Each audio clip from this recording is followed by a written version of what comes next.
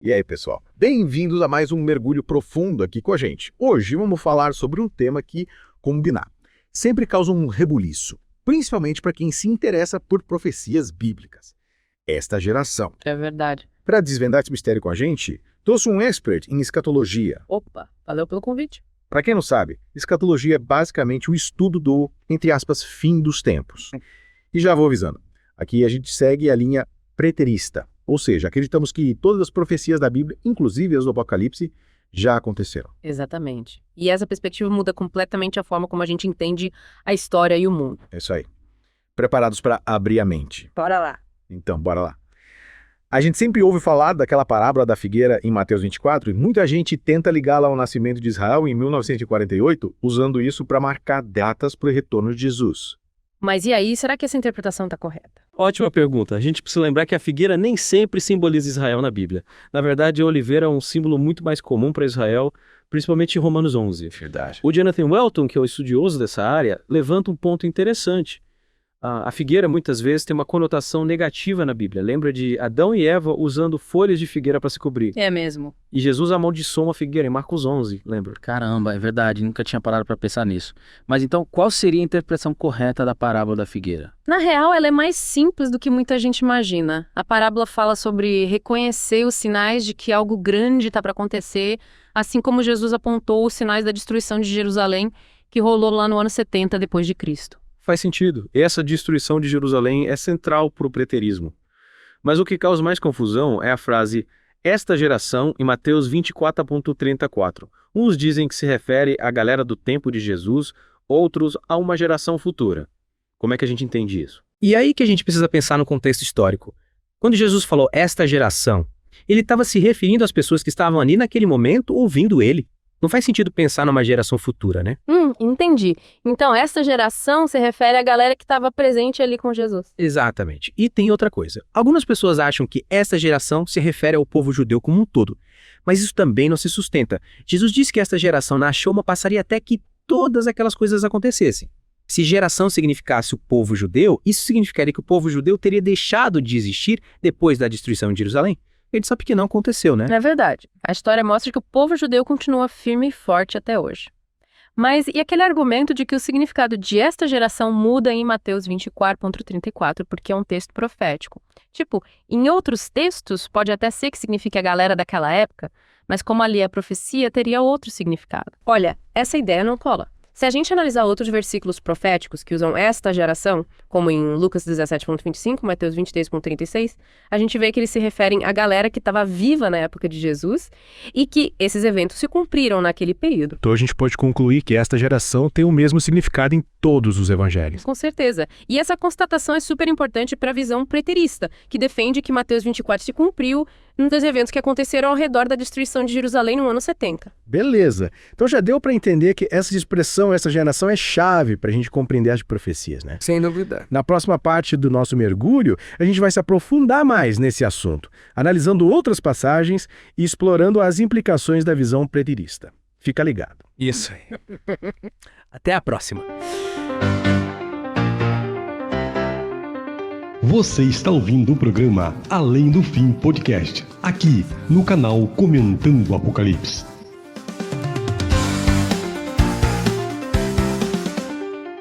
Você já conhece a rádio Estação Preterista?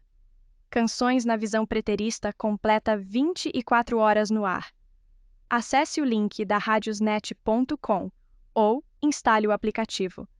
Aí é só procurar na busca por Rádio Estação Preterista. Para facilitar, vou deixar o link na descrição. Acesse lá.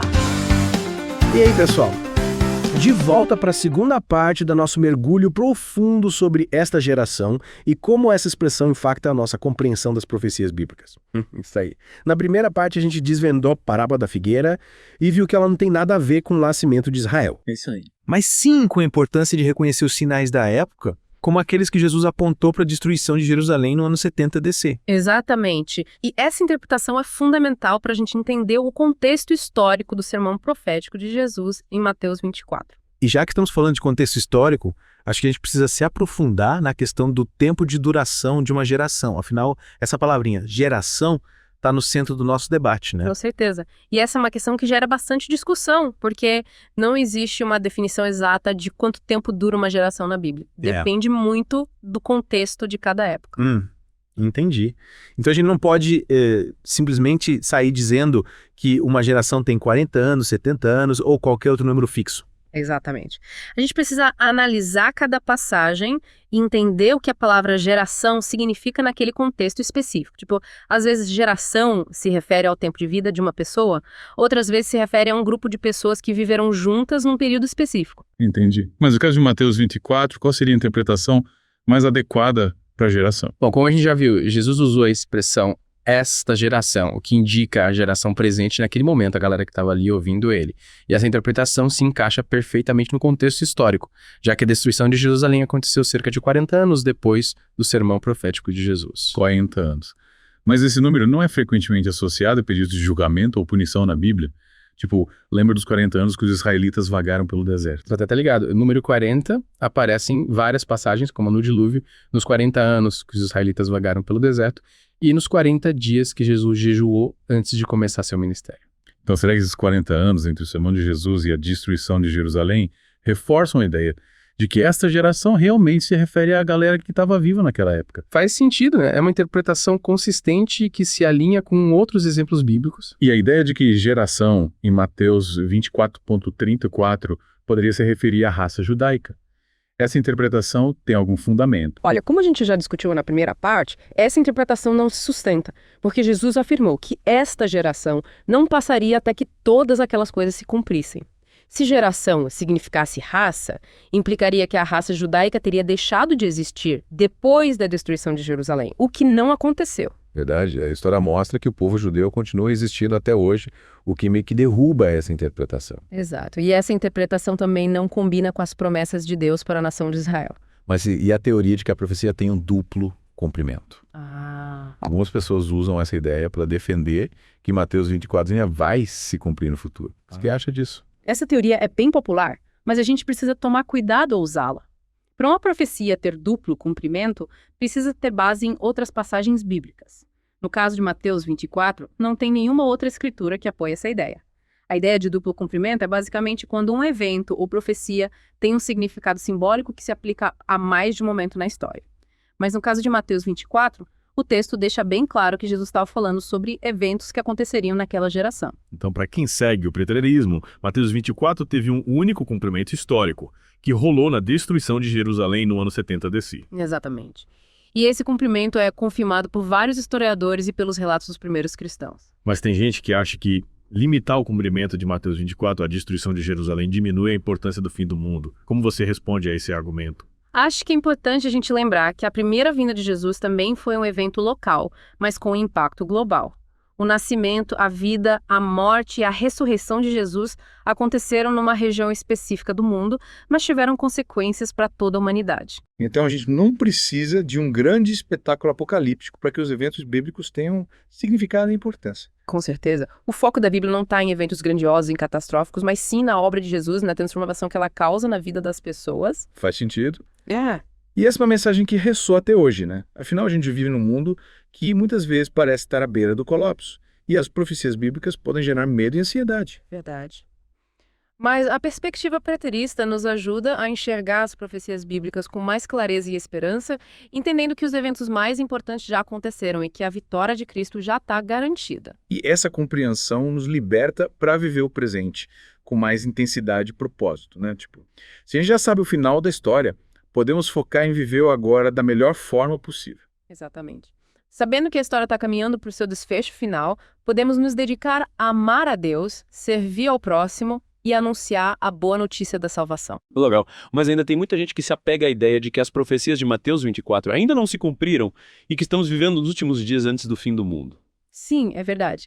E a gente precisa ter respeito por essas diferentes interpretações, mas também é importante apresentar a perspectiva preterista com clareza e convicção, mostrando que elas se baseiam em sólidas evidências bíblicas e históricas. E é isso que a gente está fazendo aqui, né?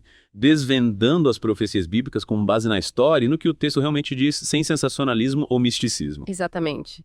E esperamos que esse mergulho profundo esteja ajudando você a ter uma compreensão mais clara e profunda das Escrituras. Você está ouvindo o programa Além do Fim Podcast, aqui no canal Comentando o Apocalipse.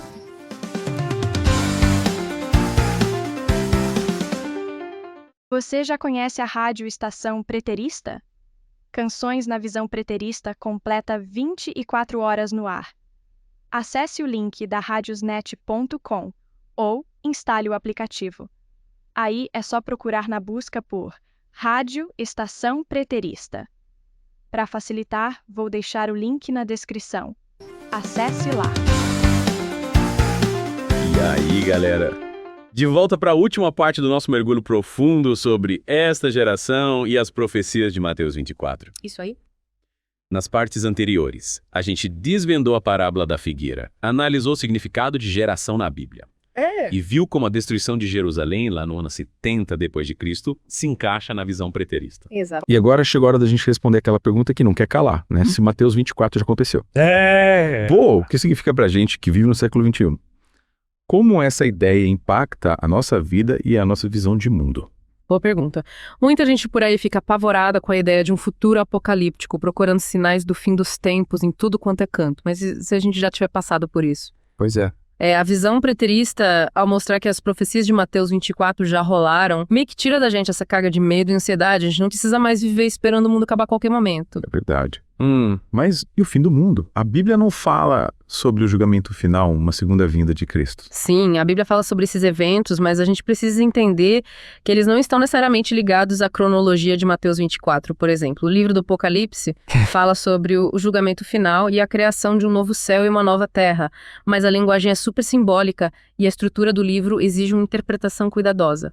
Entendi. Então a gente não precisa ficar procurando sinais do fim do mundo em cada notícia ruim que aparece por aí. Exatamente. A gente precisa ter discernimento para separar o que é sensacionalismo daquilo que a Bíblia realmente ensina. E no caso de Mateus 24, a gente viu que Jesus estava falando sobre eventos que aconteceriam naquela geração. Mas então, se os eventos mais tensos já aconteceram, qual é o nosso papel como cristãos nesse mundo? O que muda na nossa vida? A visão preterista meio que nos convida a viver o evangelho com mais intensidade e propósito, sabendo que a vitória de Cristo já está garantida. A gente não precisa esperar um futuro apocalíptico para começar a fazer a diferença no mundo. Legal, gostei disso.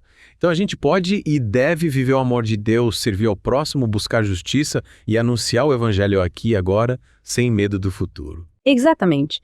E essa postura ativa e engajada é fundamental para a gente transformar o mundo ao nosso redor, mostrando o reino de Deus nas nossas ações e nos nossos relacionamentos.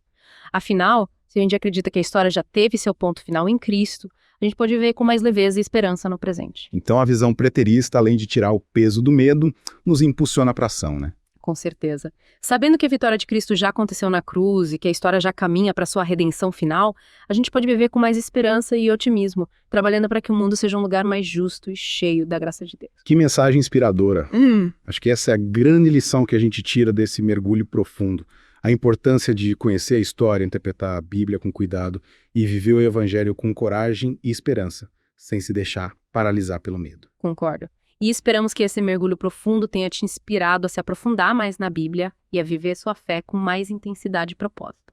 E se você curtiu esse episódio, compartilha com a galera, deixa seu comentário aqui embaixo e se inscreve no canal Comentando o Apocalipse no YouTube para não perder os próximos mergulhos. Valeu, pessoal. Até a próxima.